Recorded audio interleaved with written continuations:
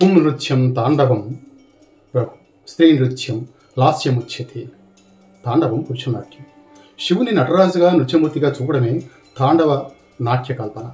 ఈ నాట్యం సృష్టి, స్థితి, సంహార, తిరోభావ, అనుగ్రహాల ప్రతినిధిగా చెప్తుంటారు శాస్త్రకారులు.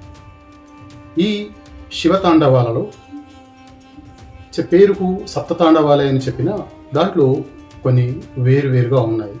ప్రాథమికంగా ఉచ్చండ తాండవం, వేగవంతమైన అంగహారాలు, ఆకాశచారులు, భ్రమరులు ఉంటాయి. రౌద్ర బీభత్స భయానక రసాలతో కూడి ఉంటుంది.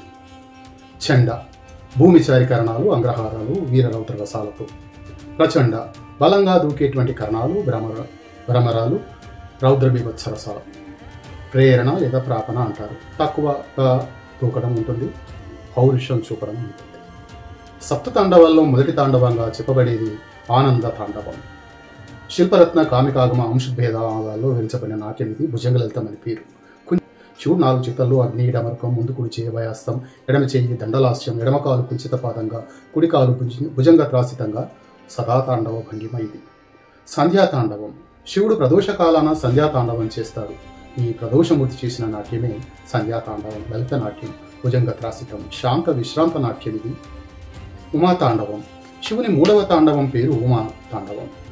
ఈ సమయంలో శివునికి 6 లేదా 8 చేతులు ఉండొచ్చు. అపస్మార పురుషునిపై పాదం పెట్టి ఎడం వైపున ఉమాదేవి ఉండగా చేసిన నాట్యం. ఇందులో వైవిధ్యభరితమైన నాట్యాలు ఉన్నాయి. గౌరీ రుద్రవ తాండవాల వంటిదే ఇక్కడ ఉమ శివునితో నాట్యం చేస్తుంది. గౌరీ తాండవం ఇది ఆనంద తాండవం లాంటిదే. ఎడమ చేతుల్లో సర్పం ధరిస్తాడు. తన కుడివైపున నంది, ఎడమ వైపున పార్వతి ఉంటారు. అగ్నిశిఖలు, జటాజూటం, ఇవన్నీ శాఖలుగా ఎగిరిన జటాజూటంతో నాట్యం చేస్తాడు. ఈ తాండవం విలయ ప్రతీక.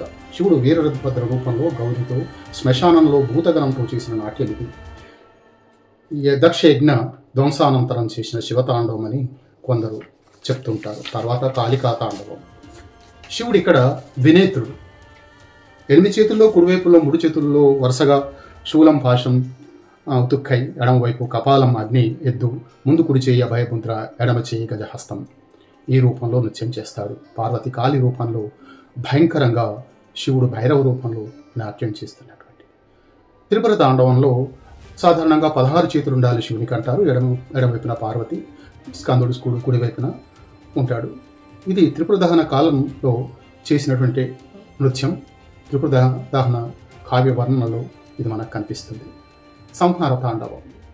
ఈ సంహారాలు గజ సంహారం, త్రిపుర సంహారం, సంహార తాండవాలు 3-4 రకాలుగా ఉన్నాయి. త్రినేత్రుడు, అష్టభుజుడు, ఎడమకాలు అపస్మారం మీద పెట్టి కుడికాలు పైకెత్తి, కుడి చేతులు త్రిశూలం, ఢమరుకం, అభయముద్రలతో, ఎడమ చేయి అగ్ని, కపాలం, విస్మయముద్ర, గజాస్త భంగిమ, నంది కుడి వైపున, గౌరీ వైపున ఉండినప్పుడు చేసిన నృత్యం ఇది. ఈ నృత్యాల్లో పేర్కొనబడినటువంటిది ఊర్ధ్వ తాండవం కూడా ఉంది.